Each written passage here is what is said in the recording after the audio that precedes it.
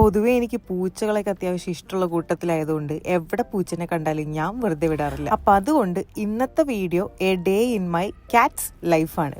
രാവിലത്തെ തന്നെ ഞങ്ങളുടെ ഫസ്റ്റത്തെ പരിപാടി വാഷ്റൂമിലൊക്കെ ഒന്ന് പോയി ഫ്രഷ് ആയിട്ട് വരാം എന്നുള്ളതാണ്.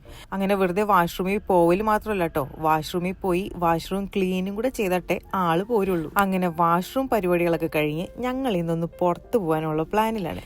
ഈ റെഡ് ആൻഡ് വൈറ്റ് കളറിൽ കാണുന്നതാണ് ഞങ്ങളുടെ ട്രാവൽ ബാഗ്. അങ്ങനെ ട്രാവൽ ബാഗിലൊക്കെ കയറി ഞങ്ങൾ ഇന്നൊരു സലൂണിൽ പോവാണ്. ആദ്യം തന്നെ നെയിൽ എക്സ്റ്റൻഷൻ ഒന്ന് ചെയ്താലോ എന്ന് വിചാരിച്ചു. നെയിൽ എക്സ്റ്റൻഷൻ ഒക്കെ കഴിഞ്ഞ് ഞങ്ങൾ അങ്ങനെ ബോഡി സ്പാക്ക് കയറി.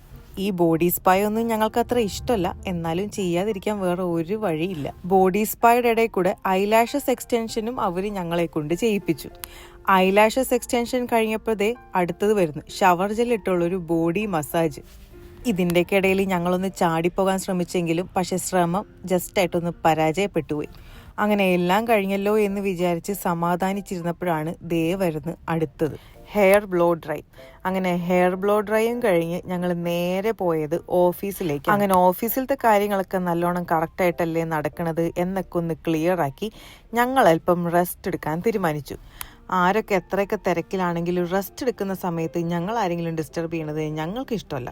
അങ്ങനെ ഓഫീസിലെ പണിയൊക്കെ കഴിഞ്ഞ് ഞങ്ങൾ അങ്ങനെ വീട്ടിലെത്തി.